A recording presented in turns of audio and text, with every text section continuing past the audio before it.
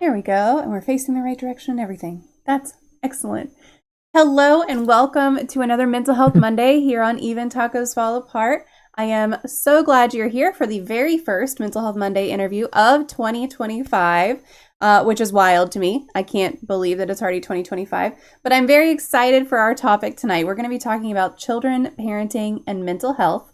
And if you are interested in asking any questions while we are live, feel free to pop those questions into the chat. We do have a question queue open, and that is just exclamation point Q. Follow with your question. We'll get them in there, and we'll get them asked while we're live.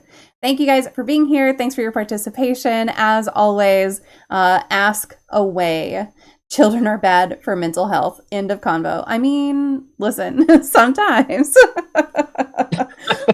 Fortunately, though, this conversation is going to be more than that because I am joined by Leanne Tran. So, Leanne, thank you for being here because clearly this conversation would go off the rails if I did not have you here. So, thank you for agreeing to join me today. You're welcome. I will try my best to stay on track. Oh, you don't have to stay on track because we never stay on track here. So it's just fine. But let me tell you guys a little bit about Leanne and then we'll kind of dive into the interview here. So, Leanne is a registered psychologist who began her career working with children and families and has loved it ever since. Families see Leanne for assessments to understand autism, ADHD, specific learning disorders, among other things. She has found that there are always people waiting to access support, especially in rural areas. That is a hard word for me. As a result, Leanne hmm provides online information for parents about what children need for development, how this can be adapted for kids developing differently, and practical implementation strategies. And if you are looking to connect with Leanne, I've got a couple of links for you, along with a link to some of those free resources for parents. So if you would like to click through, connect with any of these, feel free to look at the website, go to Facebook, go to the YouTube, or click through to those free resources as well. So, Leanne, again, thank you just for taking the time out today and joining us here. You're so welcome. And we do have just a very slight delay on the line, so no worries because we're not afraid of a little bit of silence. But we're gonna work through that, and if it gets any worse, we will get that figured out. I called it did I say the YouTube? I'm old now. I mean, listen, sometimes you just gotta say things like the YouTube and the Google. Yeah. I can't help it, you know. We were just talking about before this, we were just talking about Threads being the newest social media thing, and I'm like, I'm still not used to using it, very old person kind of thing. I'm not used to using it. It's new and blah blah blah. So yeah. So, Leanne, can you tell us a little bit more about your experiences and what made you become interested in your specialization, especially the piece where you help the younger generations avoid the trauma experienced by previous generations? I think that part's really fascinating. So, how'd you get into all of this? Yeah, it's interesting. I wanted to be a teacher all through school and then seemed to change my mind late high school and think about psychology. But there are actually a lot of parallels, I think. And I've ended up in my role doing a lot of teaching, but it's about things like life skills. And I teach kids lots of that stuff, and I teach parents as well.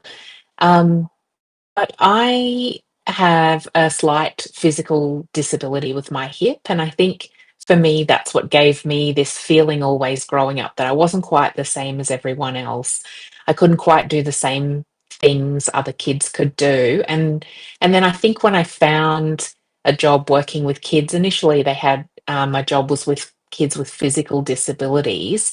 I found this real connection of being able to understand and also wanting to help those kids kind of find their way through those challenges, and to become, well, not, I was going to say become the best version of themselves. That sounds so, it's not really like that with kids. It's just about meeting them where they're at and helping them through challenging situations so that they can be happy and do what they want to do. Um, and then from there, I guess I started working for myself in private practice, and then most kids who came my way were kids with ADHD and autism and learning disorders, and that's what I really enjoy, helping. I guess I help kids be able to find just different ways of doing things so that they can find success. But I also help parents do the same, do parenting a little bit differently so that it's much more effective, because often the typical parenting strategies don't work for kids who develop differently. Yeah, so and I just love kids. They're fun, they're funny, they're interesting. So I really enjoy every day. It's interesting to hear you say, you wanted to be a teacher and then you kind of went into psychology. So my oldest has maintained that he wants to be a teacher, but he's also flirted with the idea of psychology as well.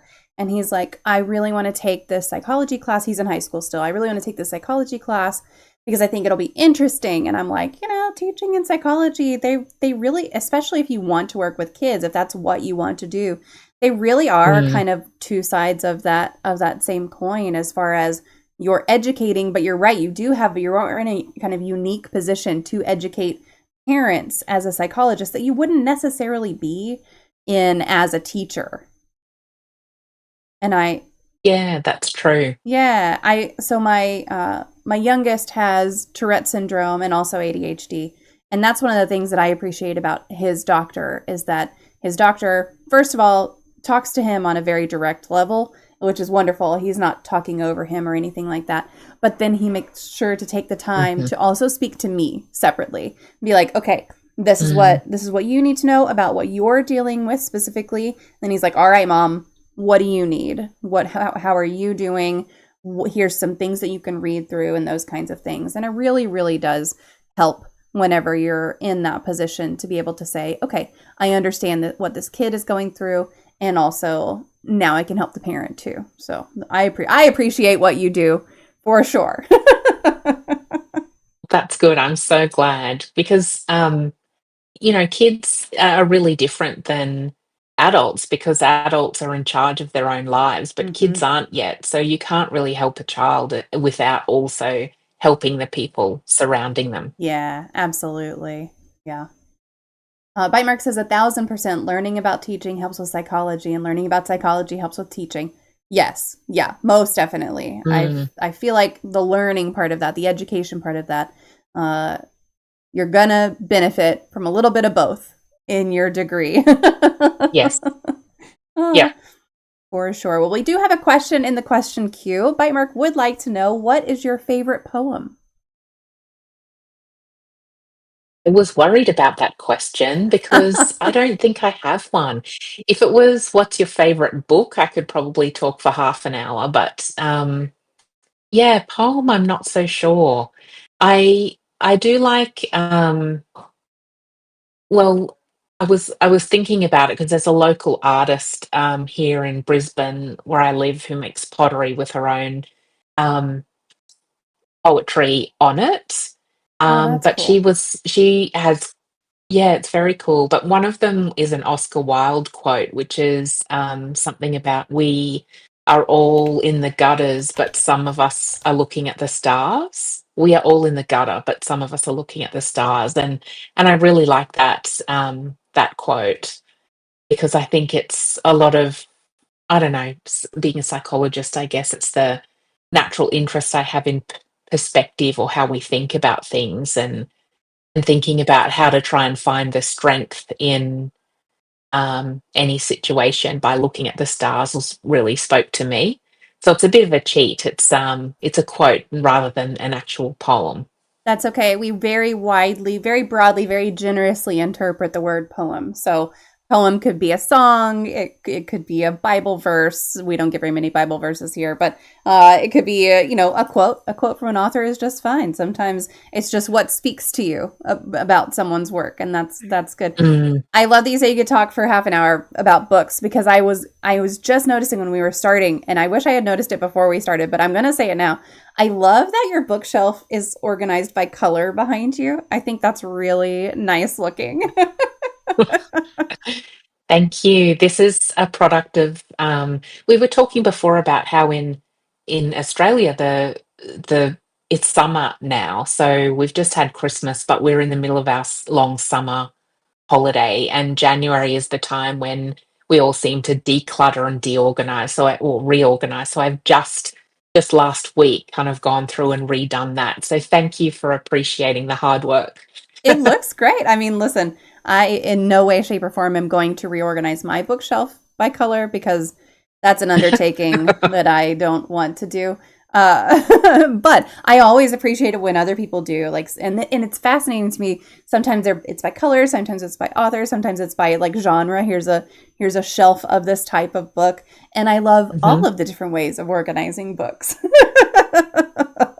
including I myself just have small piles of books all over the place. So there's that. Uh, it's Bite Mark says it's Yes, much more of a I do getting too, to know but you they're all off question. camera. Yeah, yeah, yeah. You don't want the little. I mean, mine aren't. I've got a Yeah, stack yes. right there. There's probably another stack that. Let's see. Can you see any? There's just that one. So we could pretend like that's my only stack of books. It's definitely not. And I did just combine one of my stacks of books into a single. Well, it's still stacked next to each other, but I now have one part of my house that's just like these books I haven't read yet. These are Mhm. my read these next, stop Yep. buying books. Yep. I think that buying books and reading books are two separate hobbies, They right? absolutely are. Absolutely. I love my Kindle. I love to read books because it's so convenient. You can take it wherever. And if you finish your book and you're out and about and you don't have access to your stack of books that you haven't read, you can just download a new book. And that gets me into so much Mhm. trouble so often because I'm like, yes, I will just download another book. No, I haven't read any of the books on my on my stack. What kinds of books do you Yep. enjoy? Yep. I can relate. Uh, someone asked me this at a lunch I was at recently, and I said books that are about intergenerational kind of traumatic patterns. And then I realized that was too much for this like get to know you lunch kind of thing. But for me, it's those books that tell stories about generations through Mm, families, and so fiction or literary fiction, but ones that have that deep kind of exploration of people and relationships and how things get passed down, and how choices we make as to how to share things and treat people kind of affects our you know yeah, generations of people and that kind of thing. Really about rich experiences and yeah, characters, I guess. yeah. Okay, I do have a book recommendation for you if you haven't already read it, but A Woman is No Man. I'll have to look up the author for that one. I read it Okay. last year, I think. It was very good. And if it's the one that I'm thinking of, I actually better make sure that that's the right that that's the right one. Okay. Yes, it is. It's by Etaf Rum, Etaf Rum, Rum. It's about a Okay. Palestinian American family, and it talks about this Arab family living in America, but it goes from that story back to the mother's story, back to the grandmother's story as well. And it's just very well written, and it kind of deals with that history repeating itself, kind of generational thing, and how there winds up being this one Mm. kind of trauma breaker eventually. So it's wonderful, wonderful book. If you haven't read it, highly recommend. So, what is your favorite thing about working in the mental health field, and what are some of the biggest challenges? Oh, we might have frozen. Oh, did we freeze? Are we back?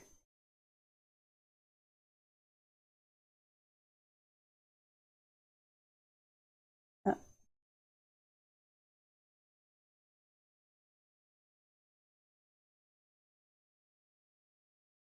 oh, I can't hear you. Let's see.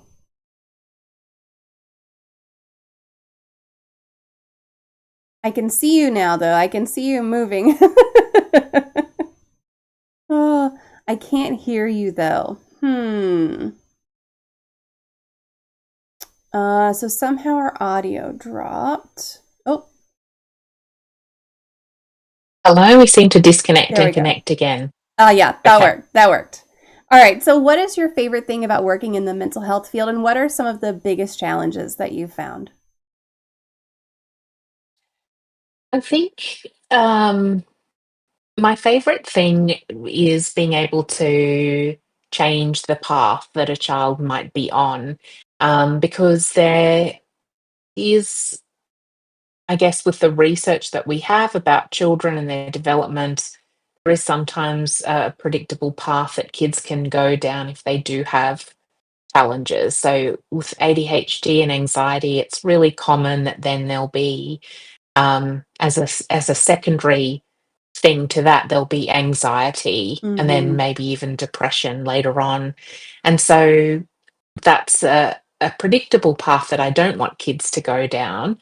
And so being able to help with things like teaching about emotions and regulating emotions, and even for kids to be able to advocate for themselves, get the support they need at school, I feel like changes the patterns or Mm. path that a child can be on, and that's probably my favorite part about it. I think the biggest challenge is when, there's not a lot of resources around a child. That's difficult. So, say for example, a school that's not really on board or viewing a child's behavior as a choice or a personality trait rather than trying to achieve what, um, trying to meet their own needs, Mm-hmm. basically. Or maybe it's, we Australia's a big place. There's lot in rural areas. There's lots of people living, but they don't have access to things like psychologists or speech pathologists or tutors, even. So that's Mm. really tricky. But and part of why I've been shifting to do things online and also link with other people who do similar things online, so that then parents, no matter where they live, can access the support they need to help their kids. Yeah, yeah.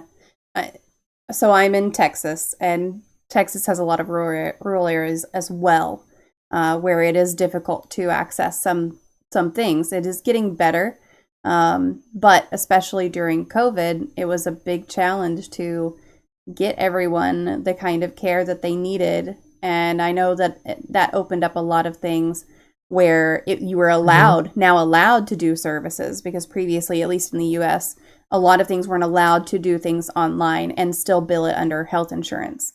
And so now that's a lot better.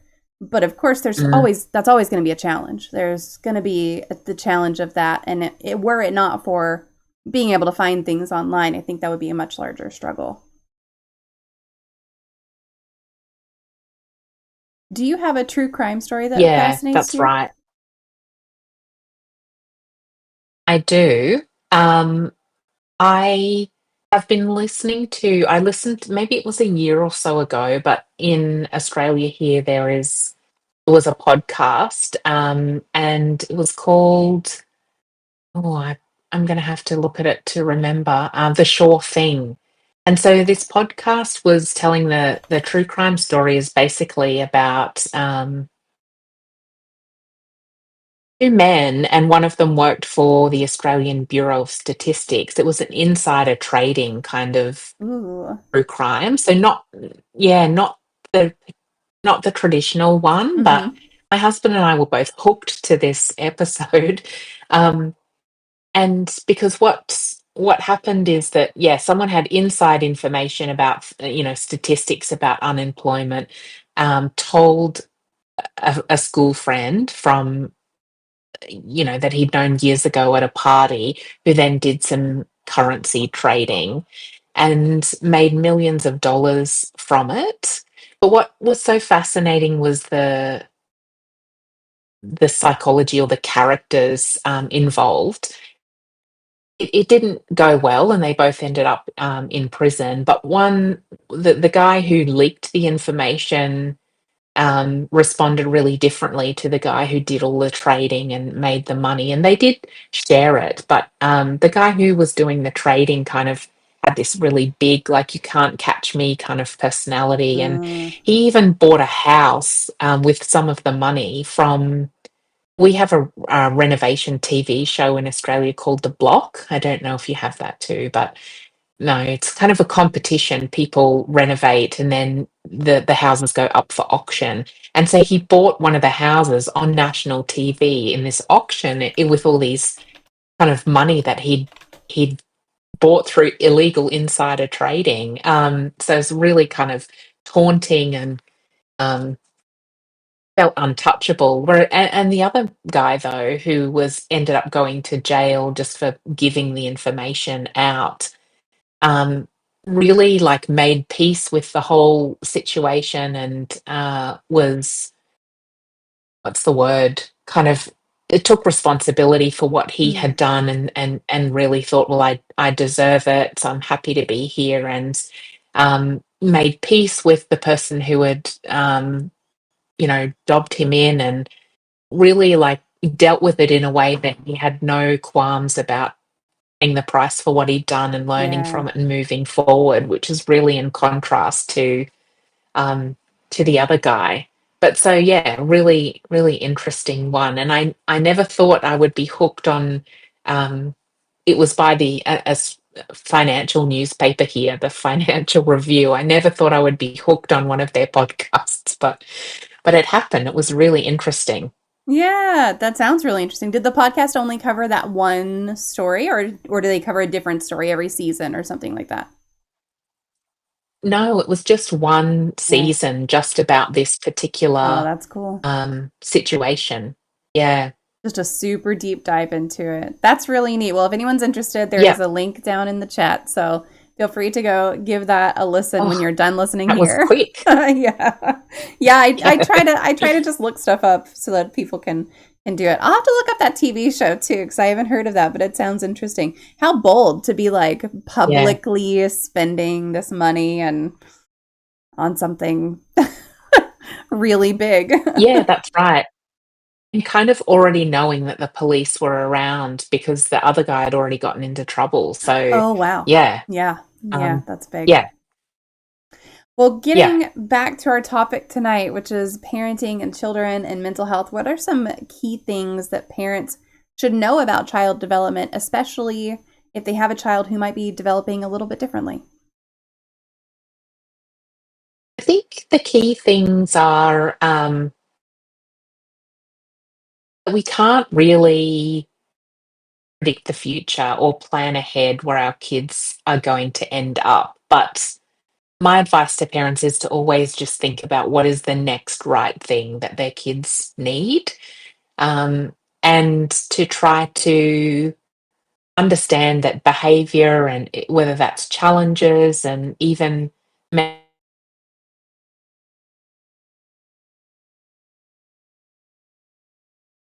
Uh-oh. All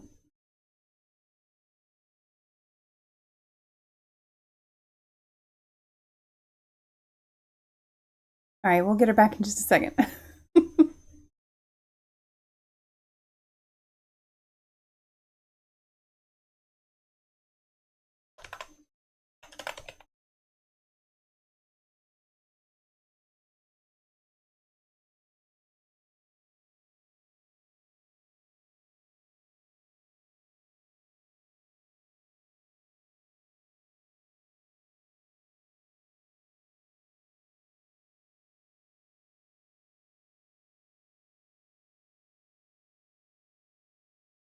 right, we'll get it back.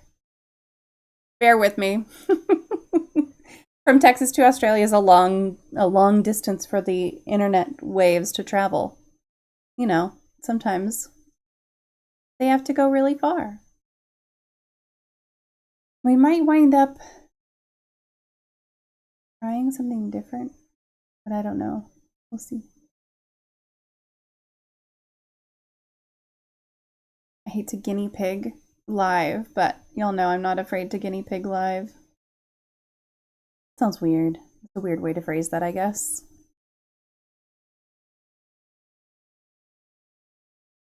Looks like she's trying to join back.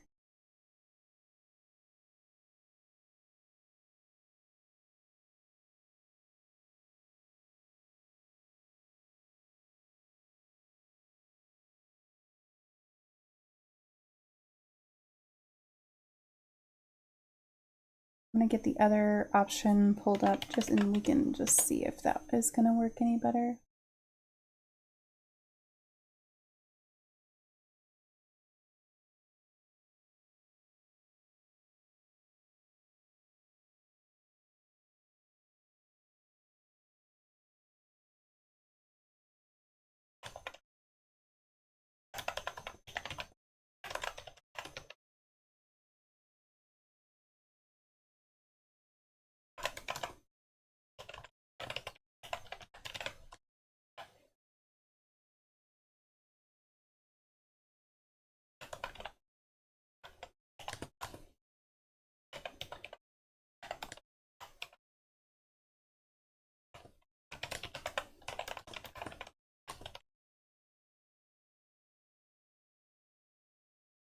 Bear with me 1 second.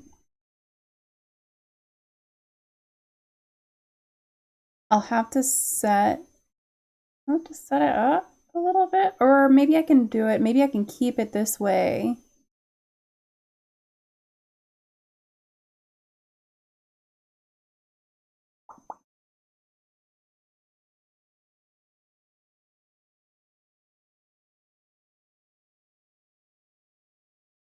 Oh, she went offline. Okay, let me get my email pulled up. See. Hopefully she's not having like storms or anything. Am I online? I'm online.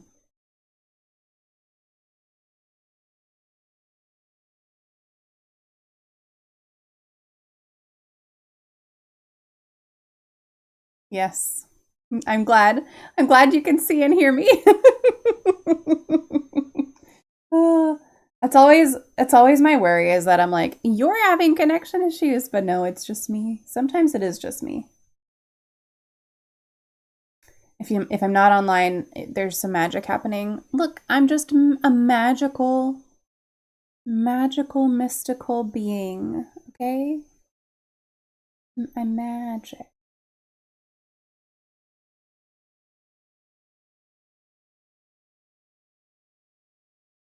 She could be like restarting her computer or something, but she didn't say anything, so we'll get it back. We'll get it back. We'll get it figured out. How are y'all today? I am so close to being finished with this book. I was trying to finish it. How much do I have left? I have this much left. This much. That's all I got left. I was so close to being finished with it before Jiu-Jitsu tonight. I didn't, but it is very, very good. It is a very good one. I'm on page 299 of...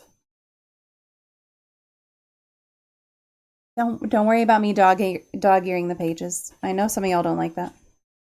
Of 370, so I'll finish it tonight for sure. Like watching my email. But I was talking about this book because Harlan Coben, which is the author here, and that guy, very, very good mystery kind of writer. Uh-oh. Oh no, it says, it appears you've been by yourself in this call for more than 3 minutes. The bandwidth patrol has asked me to disconnect you to save bandwidth. That stuff doesn't grow on trees. Rude? Oh, and this one has a, hold on.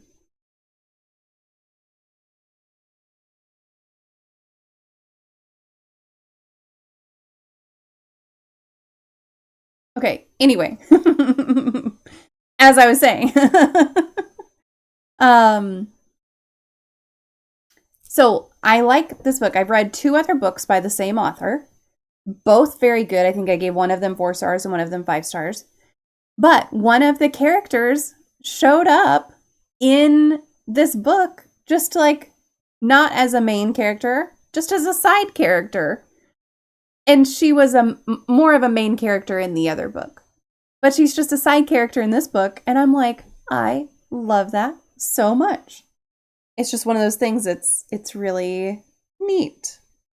Let me reach out to her via email and just see.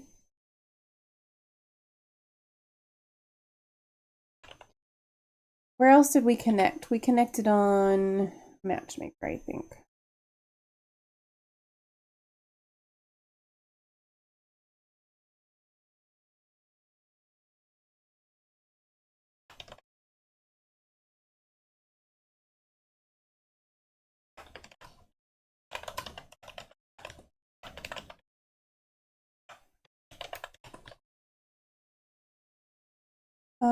If it's just an issue with Discord, we can try via Riverside. Or if you're having a different issue, let me know and we can reschedule entirely. I type fast, but boy, is it slower than I talk.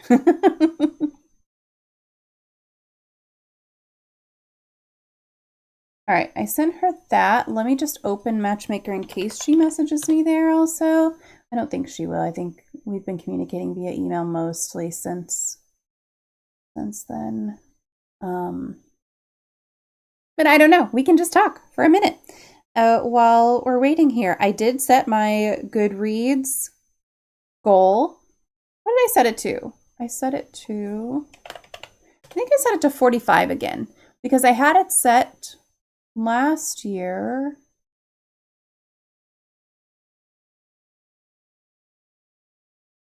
$45. I set it to 45. Last year I set it to 40 because I knew I was going to read some long books. And they added achievements.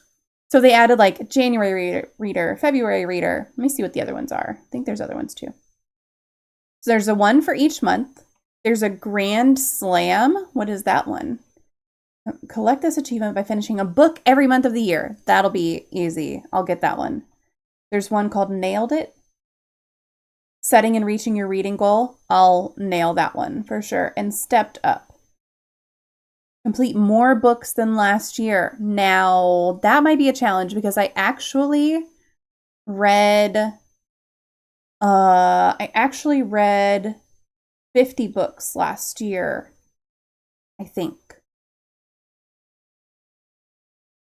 I still need to read that one book and make you read it. Which book? I need to read that one book and make you read it because I'm the worst. Which book? What are you talking about?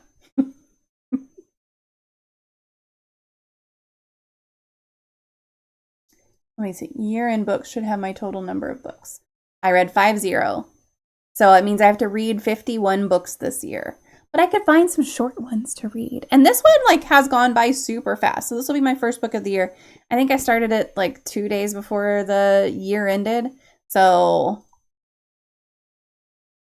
the Priory of the Orange Tree. Priory of the Orange Tree. The Roots of Chaos. Did we talk about this one?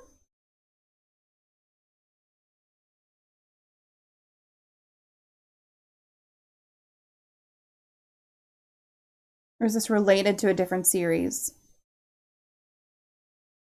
I can put it on my want to read. Look at the page length. Oh no. Is it 845 pages? No. No, ma'am. I will read that as my 52nd book of the year. How about? No. Well, so I started off. Oh, yeah. Yes. Now I recall.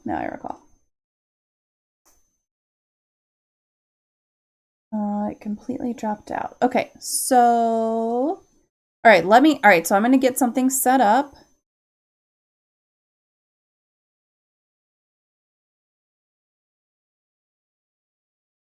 We're going to try to set stuff up on the fly so we can continue our conversation.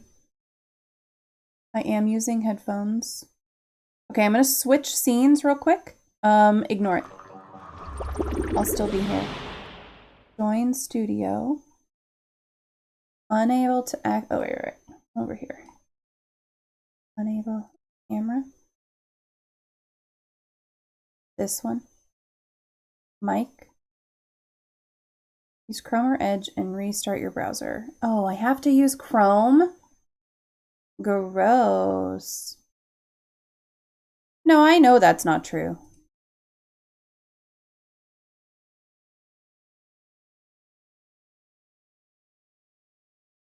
Okay, well, we'll try it. Hold on.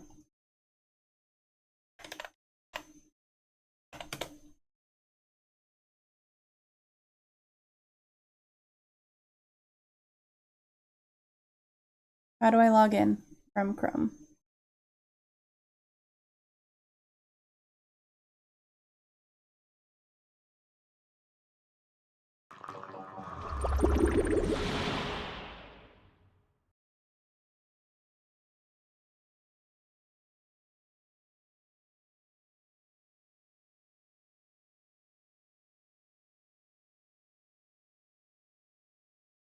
I don't know my password.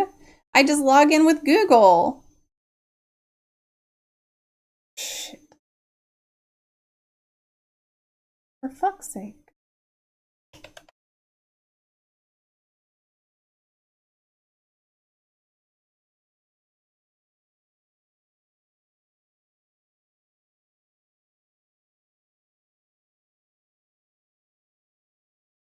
Chrome or Edge, that's such a lame thing.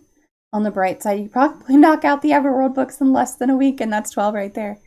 I told you my youngest is reading those, right? Ugh.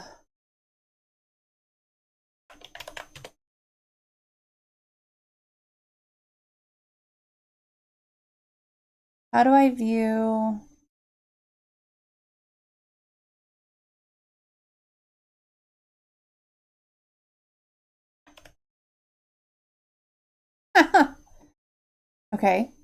Okay.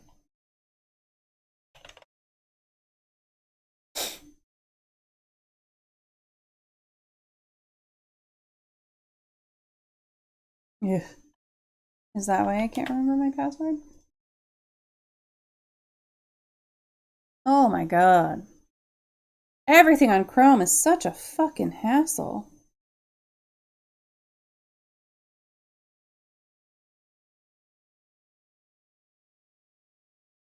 Okay.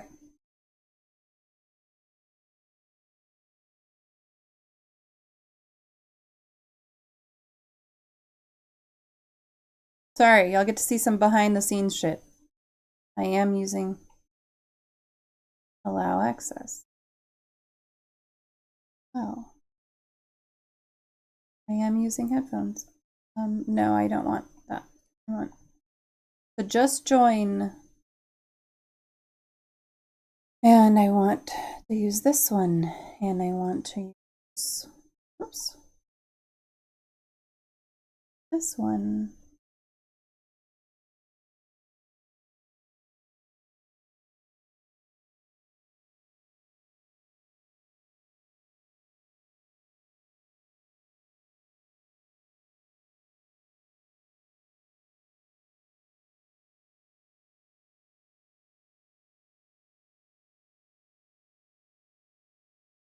Close all other tabs. Close any apps that might be. I don't want to close this one. So it's not going to let me use my mic here because it's in use.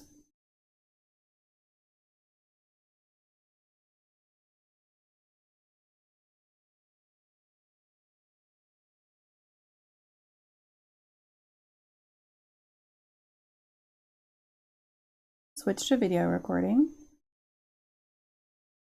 Behind the scenes.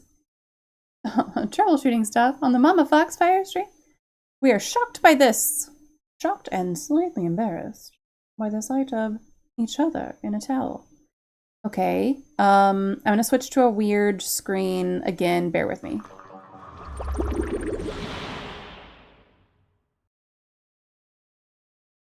And then I'm going to refresh this and see.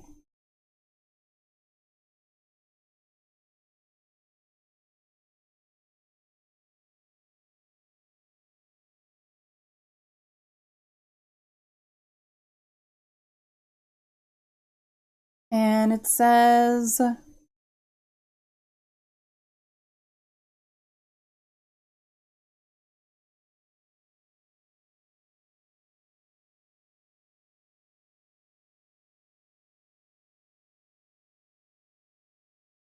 okay, y'all don't go anywhere. I'll be right back. Give me a moment.